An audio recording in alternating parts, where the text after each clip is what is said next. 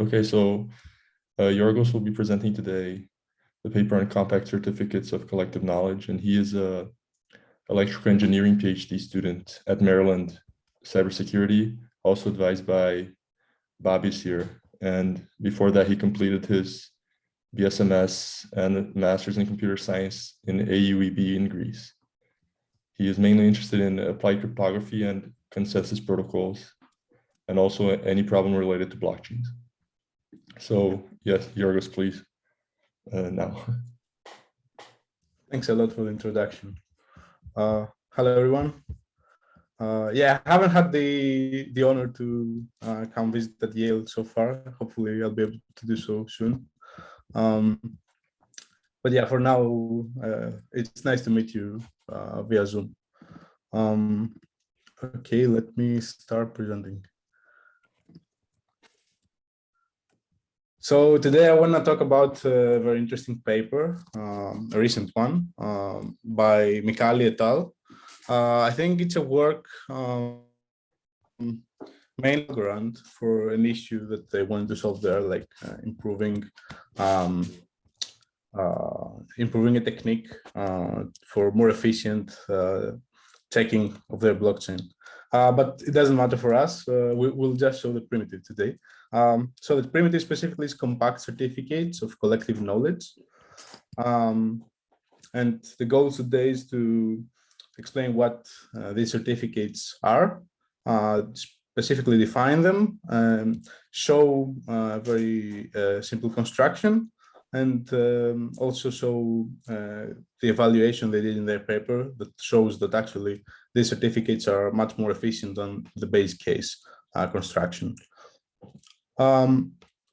So the problem we're going to think about today is we have multiple parties.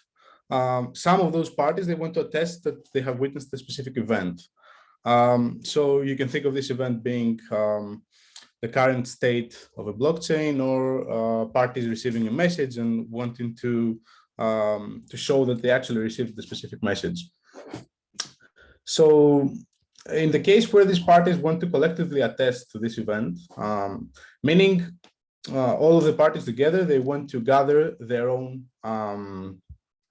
attestations, their own witnesses to the event, and they want to propagate those witnesses to many other parties.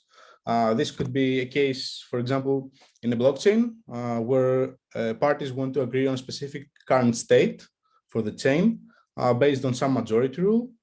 And the naive approach to that is every party signs their own view. They generate the digital signature for their own view, and then they collect the signatures by propagating them, and they generate a certificate, which would be, for example, the list of all the signatures to that specific state of the chain. So the issue with that, of course, is that as time progresses and as parties increase in the protocol, the certificate also increases linearly to the number of parties, to the number of attestors more specifically. So I have a similar issue in mind. For example, in consensus, in the Dole-Strong protocol, for example, as the protocol propagates, parties propagate their own signatures to a message, and these signature lists grow linearly to the number of parties, which makes the protocol much less efficient. So in this case, parties might have different weights assigned to them, depending on how trustworthy they are. Different parties might have different credibility, and therefore each party is assigned a specific weight. And of course, as always, some parties might be dishonest or malicious, so they might choose to not follow the protocol, and either as attestors or as simple parties in the protocol. So we need to take into account this as well. So the current setting is that we have many parties. These are called attestors, and each of the attestors has a pair of public and private key. And we will mainly look at digital signatures, but the construction they show holds for any NP statement. But let's assume that there is a message M that is signed by some of the attestors, perhaps not all. And the goal is that we want to gather signatures from enough attestors to exceed the target weight, since these parties are weighted. Is there any questions so far? Okay, just a second. If there is any question at any point, just stop me and ask freely. So I'll show the initial definition for a general NP statement, but afterwards the construction is going to be specifically for digital signatures. So we'll go through that again when we start with the construction. So we have a relation, an NP relation, let's say this capital R, and this NP relation has input that is both partially global and partially depending on the attestors. So the input part of the input depends on the attestors, and the global part is, for example, would be the message in a digital signatures case, which is known by everybody. And there is a witnesses list, a list of witnesses, which is, they call it witnesses, so I'll leave it like that.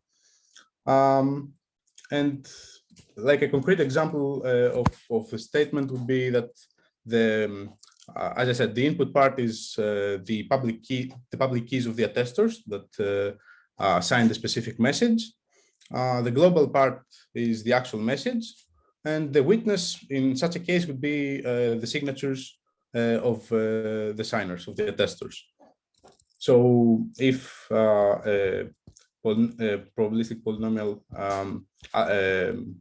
verifier had the witness list, it could easily verify that indeed this list of signatures belongs to the specific attestors for this message M.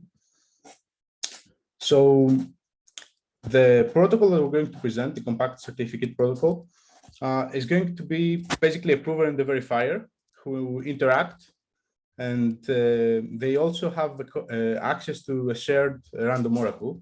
And as they state in the paper, this is a non-interactive random oracle proof of knowledge scheme, and you can see more in another paper from TCC 2016, I think. So the prover will have access to the entire attestors list, whereas the verifier will have, sorry, I'm hiding something. Just a second.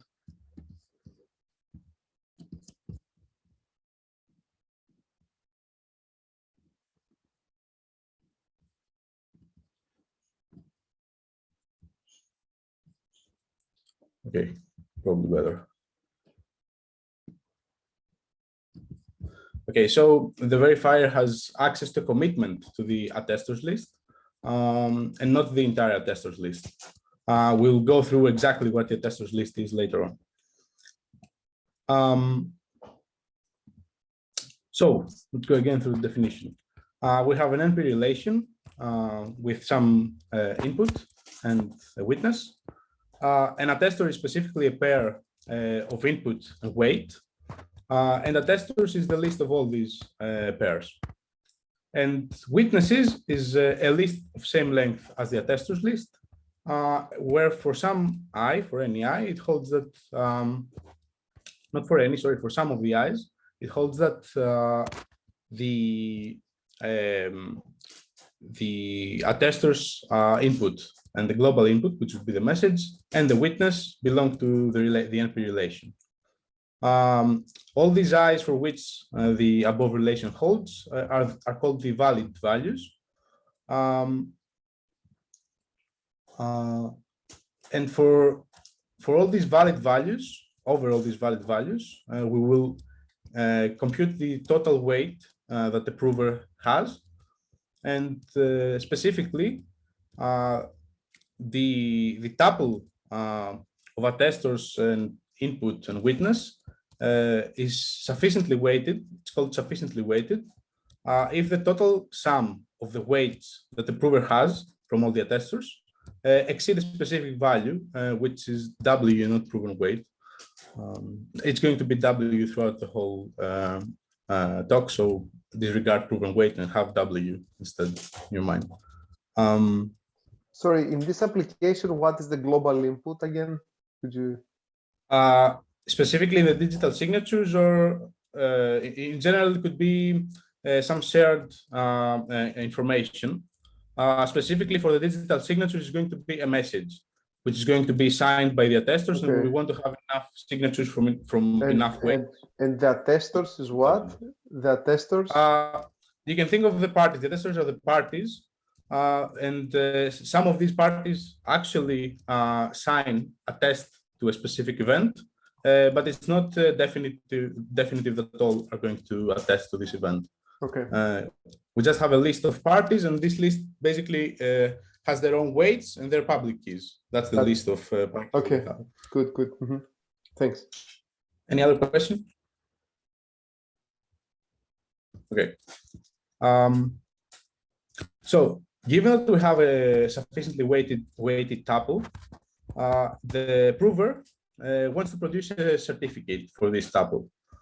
And this certificate needs to convince the verifier that indeed the prover has access to the attestations of enough attestors to exceed this weight W. And what we want, like formally, are two properties. So we want this pair of prover and verifier. It is basically the pair of prover and verifier is a compact certificate scheme with knowledge error epsilon or E. If it has two properties, the first one being compact completeness, where if the input X to the prover is sufficiently weighty, meaning again that the prover has access to enough attestations from enough weighted attestors to exceed W, and also the commitment to the attestors is correct, then the verifier is always able to verify the statement of the prover. So this is basically the completeness scheme from non-interactive proofs of knowledge, with the additional property that we want this scheme to be compact, meaning that the certificate produced needs to be polylogarithmic with respect to the attestors list. And the second property that we want is proof of knowledge, which is defined via the extractor paradigm, where basically there is always an extractor epsilon, such that if an adversarial prover can output a certificate that verifies, then with probability larger than delta minus C, the extractor can, with access to this adversarial prover, can extract a witness to the initial statement. Going towards the construction, we're going to use Merkle Trees. So I'm just going through Merkle Trees very fast, just the basic things that we'll need. I think everybody knows what a Merkle tree is, but again, I'm going to go through it. So you can think of a Merkle tree as a full binary tree, where in the leaves, we have some specific values that we want to store, and we want to efficiently show that these values are part of the Merkle tree. So you can think of a Merkle tree as a vector commitment that doesn't have necessarily the hiding property. And whenever we want to show that the specific value, let's say T of C, is part of the Merkle tree, we can do so efficiently by giving just logarithmically many values to the height of the Merkle tree. And these values would be the hash of the value and the siblings in the path towards the root and the root of the Merkle tree. So the construction of the compact certificate schemes. We'll mainly look, as I said, to the NP relation of digital signatures, meaning that we'll have a message M, some public keys of the attestors, and we will want the attestors, some of the attestors sign the message M with their own private key and share it with the prover. and the witness is going to be, of course, signatures on M from some of the public keys. And sorry, and I'm going to see if I want to say that. Yes, right. And the certificate. The input is one public key. No, it's the public key is PK of all the attestors. No, sorry. And So it's again, public is many public keys the input, not one public key. yes, basically it's, you can think of the input as the attestors list, which is again all the pairs of public keys and the weights, and also the global input, which is the message M. Right. But the prover will not have access to all the signatures from all attestors. This will be a subset of all the potential signatures. And then if the subject, we'll go through it, but it's like the example we just showed. If the subject is sufficiently weighty, then the prover can construct a verifying certificate. We'll go through it though. So, is there any questions so far? If you can go back and kind of explain Sure. exactly what's the difference between the Sure. public key PK and the attestors lists. I mean, I think I understand it, but I don't think it's clear for the rest of the people. Okay. So, because you said the public key is the attestor list, right? When I asked you. So what's the difference between the public key PK and the attestor lists? No, the attestors list contains both all the public keys and the corresponding weights. Okay. And the prover has access to this list. Okay. The verifier has access to only commitment of this list. And the input public key PK is what? The public keys of all the attestors. So is it included in the attestors list then? So it's Yes, the same. it is included. Yes, I think it's the same. Let me check. So it is the same or it's not the same? No, the public keys of the input and the public keys in the attestors list are the same for sure. Let me check if in the input I need to have the entire list instead of only the public keys. This is a good question. What do you mean entire list? The entire attestors list instead of just the list of public keys. This might be a nice catch. I don't remember from the top of my head. Still not sure what's the difference between attestor lists, public keys, and public keys in general. Is there a difference between these two sets? No, there is no difference, but the public keys are a subset of the attestor list because in each, the attestor list contains pairs, the public keys and the corresponding weights for this public key. Whereas in the input, I just have the list of public keys. But this is not important for right now because we know that the prover has access to the attestors list. So we can think of it as being the input as well. So the first idea for a construction is the following. Sorry, let me try. You see the window as well, right? When I share my screen. This kind of, do you? What window? We can see the slides, right? So Yeah, the entire, you can see the entire slide because I can see, I also see the Zoom window, which is kind of. No, it's okay. Okay. If you can all see the entire slide. No, it's fine. It's fine. Yeah. Okay. So the first idea for construction is the following. First of all, we will take the entire attestors list. We will check out of this list how many of the attestors have actually signed the message M. For these attestors, we will keep the sublist and we will use this sublist as the leaves of a Merkle tree. And we'll construct the Merkle tree, and this will be our not the entire Merkle tree, but the paths to some of these attestors is going to be the certificate. this is a very simple first idea which fails. And of course, the reason it fails is the following. Sorry.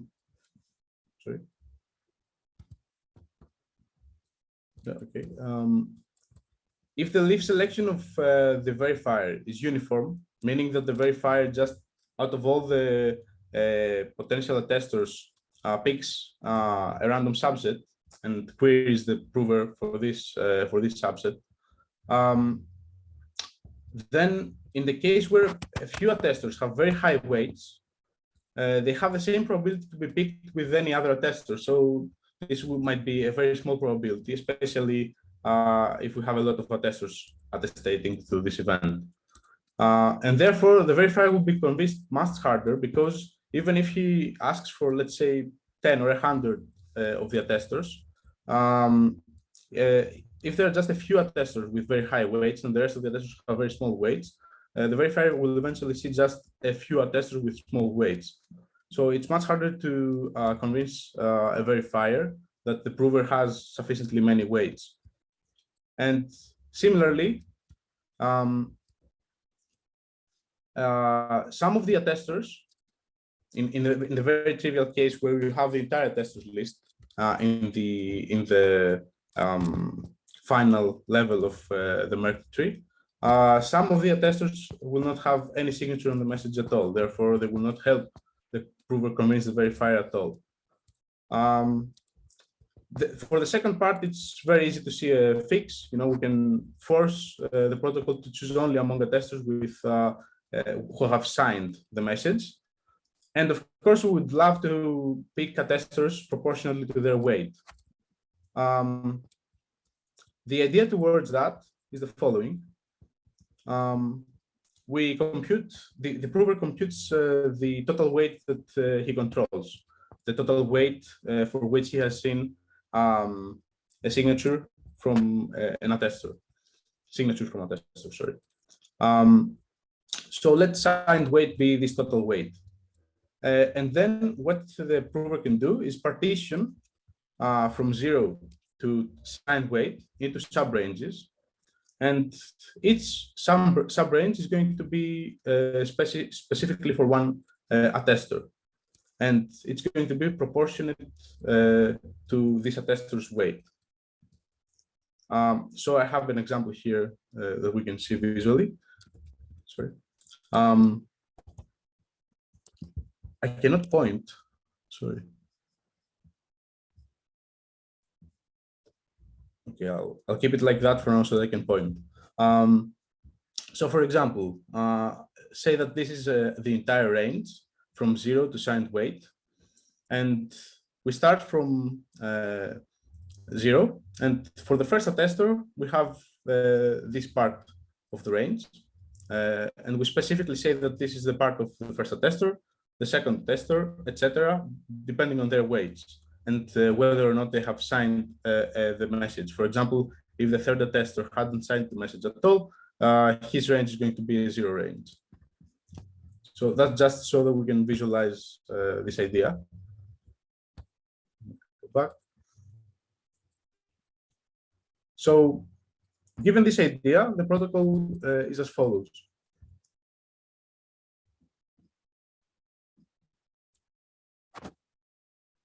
So the prover, again, wants to prove that some of the attestors with total weight, at least this W, have signed the message. So what he starts doing is the following. He waits until he obtains enough signatures from attestors so that he controls weight more than W.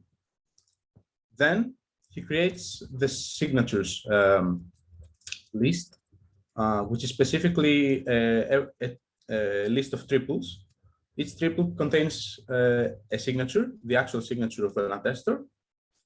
It contains the left, the beginning, let's say, of the range for this attestor, which is the left part of the attestor's range. And it's basically the right part of the previous attestor's range. And also it contains the right part of the attestor's range, which is the left plus the total, the weight for that attestor. So this is just the information that the prover keeps for each of the attestors that signed the message. And once he has created this list, he uses this list to create the Merkle root of a Merkle tree with where the leaves are actually the list signatures. Using this root and the signature list, he then creates a map. First, he computes a value, which is going to be the size of the certificate, the size of reveal, the number of reveals that the certificate will give to the verifier. This is computed as an optimal value for security later on. But we can observe that it is proportionate to K and Q, where K is the security parameter for the knowledge error, and 2 to the Q is basically the adversarial computational power, or the number of queries that the adversary can do later on the random oracle. And the sign weight is the total weight that the prover controls, meaning that the more weight the prover controls, the smaller the number of reveals is going to be required. So once he has computed the number of reveals, he starts creating the certificate. To do so, he creates the map, as I said. So first we'll go through how he creates this mapping. So for all the number of reveals, he creates an initial value x of j, which contains 4 things. The first one being the current number of reveals that it goes through. The second one is the Merkle root of the signatures Merkle tree. The third one, W, is the total weight required to be shown to the verifier. The fourth one is M, the actual message. And sorry, there is a fifth one, which is the commitment to the attestors list. So once he has this value, he uses it to throw a random coin. And according to this random coin, via function int to int, he is led to a specific value in this range that I showed to you previously. And this value is chosen proportionately to the attestor's weight, because the range is broken into pieces depending on the attestor's weight.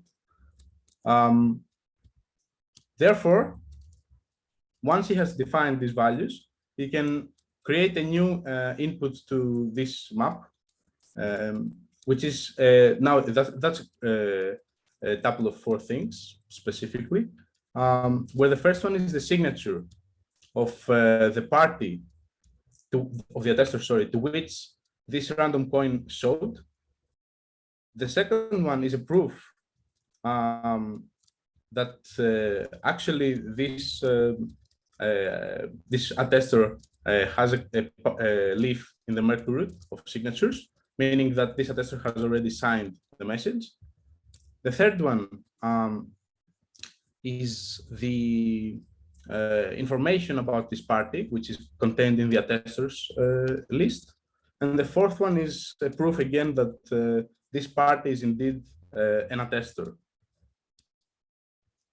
So this is the map, and since we have defined the mapping, the Merkle root for the Merkle tree of all signatures from the attestors, and we know the total weight that the prover can prove, these 3 things are packed together and sent to the verifier as the input to the verifier, as the certificate, basically.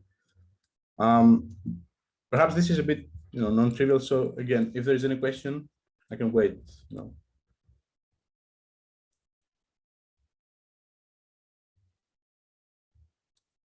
All good, everybody is okay. Do you want me to go through some specific again? Okay. So I'll go through it. Again, I'll try to go through it pictorially. This might be more helpful, perhaps. Is there any question? Well, I think I have a question just about the Sure. the overall structure here, I mean, they're not making any claims about how difficult it is for the prover to construct the proof, the certificate. The goal is for the certificate to be small and verifiable. So Right. So where does the randomness come in? The randomness. Okay, go ahead. The randomness is specifically required for choosing which attester is going to be used as a reveal to the verifier every time. So basically, the prover is going to pick a number of attesters and reveal them to the verifier. And we want this to be in a way so that attesters with higher weight have a better chance to be picked, so that it's easier to convince a verifier. And the way to do that is, again, breaking the entire weight that the prover controls into sub-ranges. Okay, so if we back up a little bit, and all the verifiers or all the attesters had the same weight, then the problem becomes trivial. Let me think. I mean, it seems that most of what you've been talking about is how to deal with the different weights. Right. Yeah. I think, Mike, you're right. If all attesters have the same weight, say weight 1, I think the problem boils down to randomized checking of a certain number of signatures. Right. I believe so. Yeah, I think I agree. But it's the prover that does the randomization or the verifier. You can think it of either way, because you can use the fiat summary transform and have the prover picking the randomness. So you can think of it as an interactive protocol where the verifier picks the randomness and then asks accordingly the prover, or you can get away from this step and use the fiat summary transform to have a completely non-interactive protocol where the prover picks the randomness accordingly and sends it to the verifier, sends the choices to the verifier. Okay, but conceptually, the verifier is choosing the randomness. Yes, conceptually, yes. The prover has no control over the randomness. Otherwise, the protocol will not work. Right. Right. Yes. But then, because the certificate is compact, all the verifiers end up choosing the same random values. And in other words, the random values seem to be, here's the subset of leaves of the Merkle tree that I need to check. Right. And that's somehow encoded in the certificate. So all the verifiers end up using the same, examining the same random set of leaves. And they're good with this because they believe they really, even though they're not independent between verifiers, they believe that that they are independent of the prover. I think some two different verifiers might end up picking different attesters to be revealed. But the main point is that if a prover tries to cheat and overestimate the weight that he controls via this process of revealing attesters and via this range, I can show it later on, but I will also try to show it now. So let's say that the prover tried to overestimate the actual weight that he controls. Let's say that in the black line here, the weight of the prover stops, and this is the overestimation. And this could happen somewhere else in the entire range, but let's say that it's here exactly in the end. So then the chance of a verifier picking randomly to select a value somewhere here, which value will not be the prover will not be able to show this value belonging to any of the attestors. The chance of the verifier doing so is proportionate to the difference between the actual weight that the prover controls versus the weight that he claims that he controls. So again, thinking about it, a prover can actually can have a high chance to cheat, to, let's say, claim that he has higher weight than he actually does, if the difference between the total weight that he claims and the actual total weight that he controls is small. But even in that case, by revealing many more attestors, a verifier can catch this prover with a better probability. You can always catch this prover with overwhelming probability, but you will need to have more reveals. That's the main point of why the randomness is needed.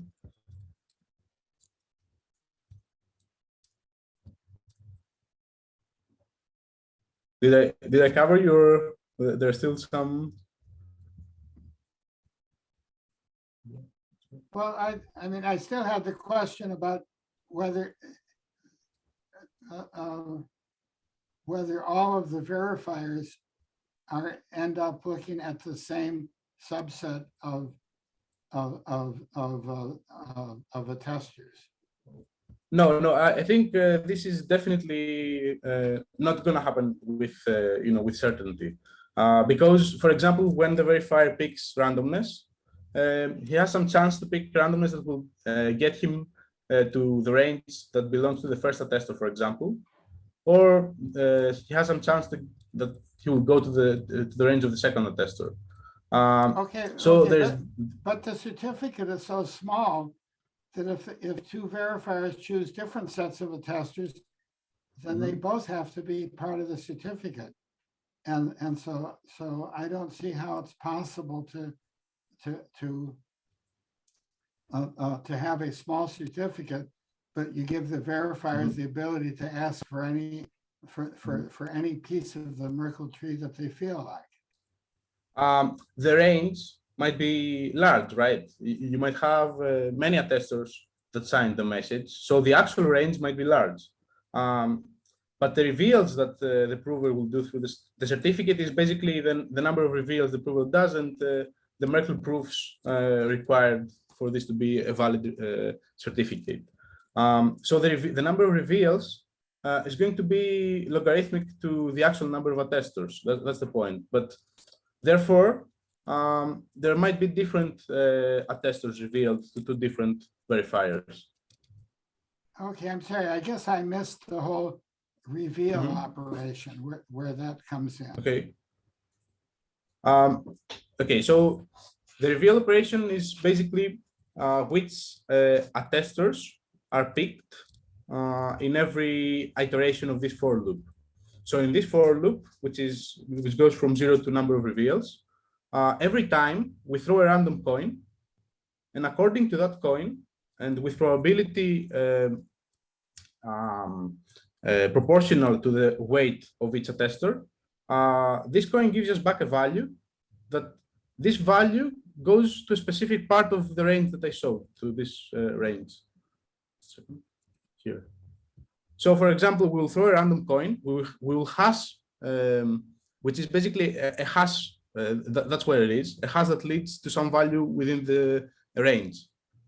And if, for example, the value is here between R1 and R2, then this means that it corresponds to the second attestor of our range. And therefore, we'll go through the rest of the preparation of the certificate, with the second attestor being the choice, let's say, for j equals to 3 or whatever it was. That's the process. Perhaps I'm not explaining it optimally, but again, we can I think the confusion comes from the fact that the certificate is small, but right? You can take such a big statement, and actually, I think if you stay in the slide and you see this, the number of reveals, go to the slide, to the previous one. Here. Okay. So if you see, Mike, the number of reveals has a log in the denominator. Right. So under certain circumstances, the certificate can be extremely big because this log can go close to 0. So the certificate is small only when this signed weight over W is a constant.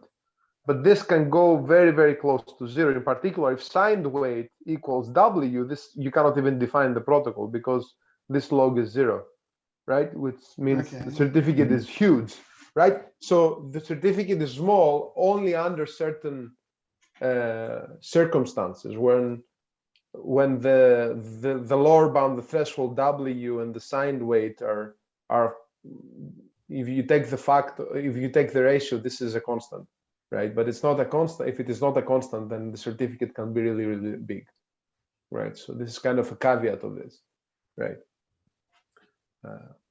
So this gives you the smallest certificates when you have a small number of attesters with large weights, and you is that what the right? So this basically tells you that if you want to prove that the total signed weight that I have is at least W, right?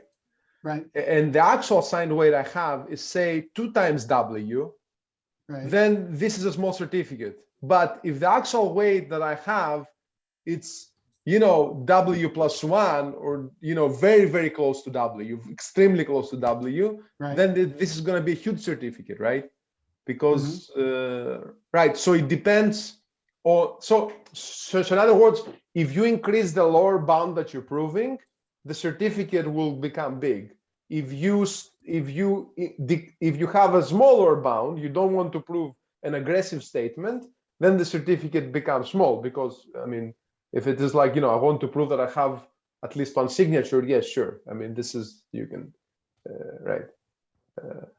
So that's how it. Okay. I mean, it affects the, right. So the signed weight and W affects the size of the certificate, right? Okay, good.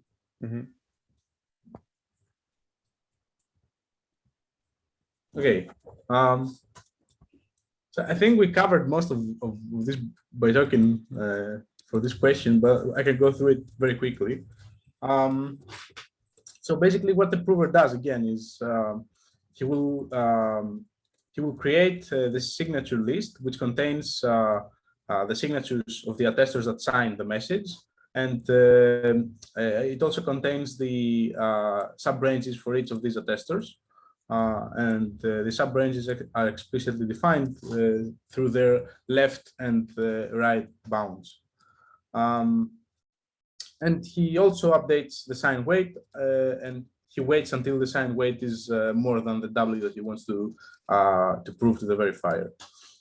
After the signed weight becomes larger than W, he begins creating the Merkle tree that contains the signatures and the ranges for each of the attesters that signed the message. Once he has done that, he creates the mapping that we talked about, which is basically a mapping to the attesters that he claims that have signed the message, and the information for these attesters, their weights and their public keys, and that these attesters are actually part of the attesters list that it's committed. And again, once he's created this mapping as well, he creates a sufficiently large certificate, sufficiently large depending on this value of reveals, and the certificate contains the Merkle root for the Merkle tree containing the signatures, the mapping, and the signed weight, and he sends it to the verifier. So that's the part of the prover. The verifier, upon receiving a valid certificate, a message, and the target weight, he will try to output either true or false, depending on whether he can verify the certificate or not. The first check that the verifier needs to do is to check that the claimed signed weight is at least larger than W, which is the target date, the target weight, sorry. Otherwise, he will output false. And then he does the necessary checks. These are trivial checks that just verify that for each signer, for example, he is part of the signer is part of the attestors, and that the proof accompanying the signer is actually correct Merkle proof for the Merkle tree with root R of signatures, etc. We don't want to go through those in detail. The important part, I think, for the verify process is this last part, where basically the verifier checks whether the coins actually go to a range that belongs to the claimed attestor. And this is the second check specifically. Therefore, he checks that remember that the verifier has access to a random oracle, which is has function in our case, for example. Therefore, he can check that the coin claimed is actually correct. And then afterwards, he can check that the coin's value corresponds to the attestor that is claimed via the certificate by going to this attestor and checking that the coin is between the attestor's left range value and its right range value, which corresponds to the left plus the weight of this attestor. And if it doesn't, then you output false. Otherwise, if all checks pass, then this is a correct certificate for all these attestors, and the verifier outputs true. So this is the interactive scheme. I have it here for completeness, but we don't need to go again through the same things. I think an important part for which we kind of discussed already is how we end up with this number of reveals. So in order to get to that, we see the theorem that proves the security of the compact certificates system. We can break down the total knowledge error to its corresponding parts. And specifically, the most important part for the knowledge error is this part, which comes again from the probability of a cheating prover being lucky enough to convince the verifier, even though his actual weight is more, his claimed weight is more than his actual weight. So you can think of this probability in the following way. Proven weight is the W that we had before. So the probability of a cheating prover being lucky is less than the probability of W over the signed weight, which is the entire range, to the number of reveals that we have. Because every time we try to make a reveal, we throw a random coin, and this random coin has at least probability W over signed weight to go to a range that the prover cannot show any attestors for. So with this probability, if we try to minimize this probability to be less than the required security probability of failure for the protocol, then we get this number of reveals for which we talked about, and which depends on both the security parameter and the queue, which corresponds to the number of choices, the number of calls the adversary can have to the random oracle, and the actual weights, both signed weight and W. So this is basically the part of the security proof that binds together all the values. And as Babis mentioned, there are some cases, especially if in the case where we want to show majority of honest weights, where we just can't do it because, for example, the fraction of failures might be high enough, and if we want to have more than let's say half, more than double, sorry, the failures of missing, let's say, attestations, then we cannot have enough attestations to prove that to show a certificate that verifies. Yeah, I think it is an interesting problem actually to try to see if there is a scheme that could give you some sort of logarithmic certificate, certificate, independent of the ratio of signed weight over total weight, or whether this is kind of like an impossible thing. It's not clear to me. So, I mean, right. Because actually it's not impossible, because you can do that with generically with zero knowledge proofs, argument systems, right? You can use snarks to actually have a very small certificate independent of the ratio of signed weight over total weight. So the question is, you can do it with snarks, so it's not impossible. The question is, can you have something more efficient, something custom, like they do, right? Because they do it in a custom way, right? And so it's not impossible, right?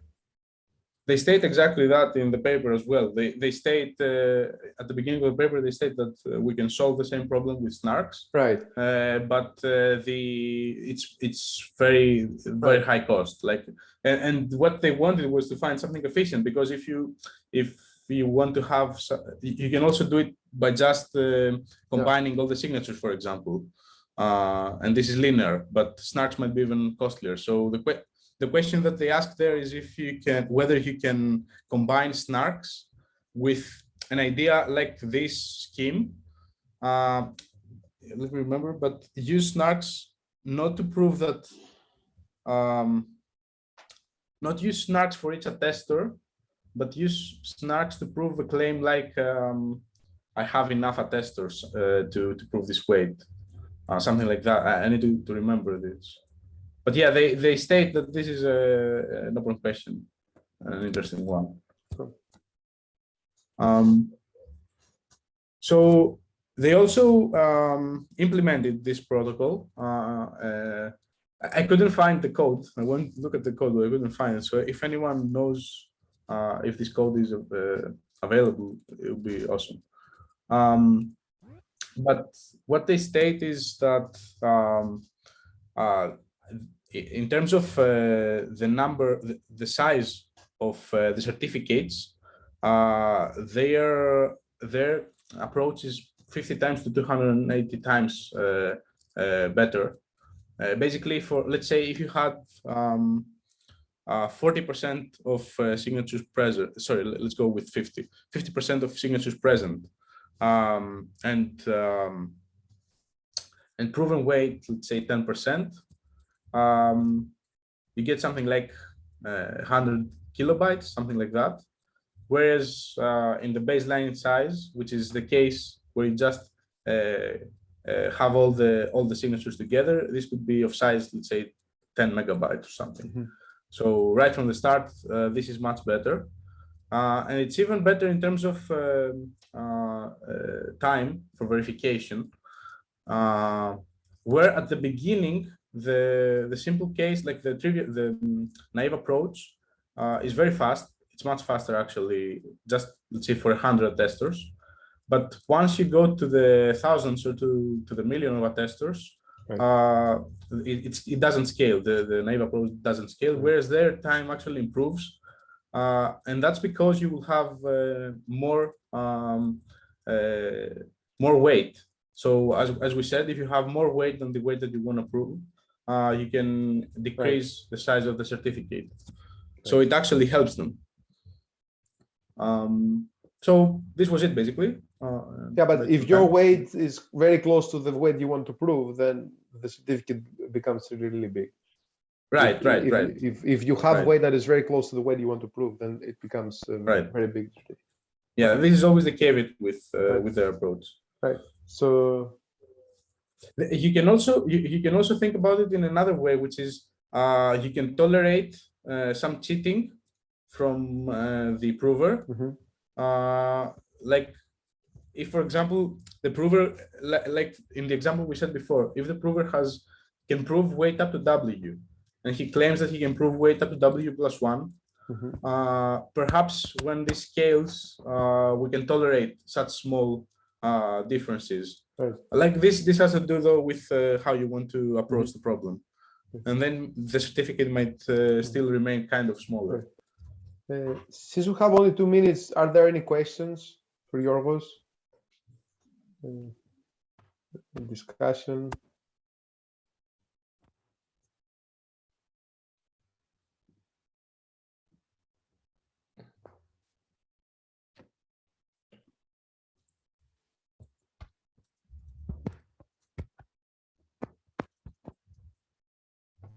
Okay. Okay, so let's thank Giorgos. Thank Giorgos. Okay. Thank you, And yeah, again, it's great to see all of you, and happy New Year again. And right, so we'll have another seminar soon, I guess. Okay. Thank you. Good, thank you. Bye. Bye, Mike. Thank Bye. you. Bye. Bye, everyone.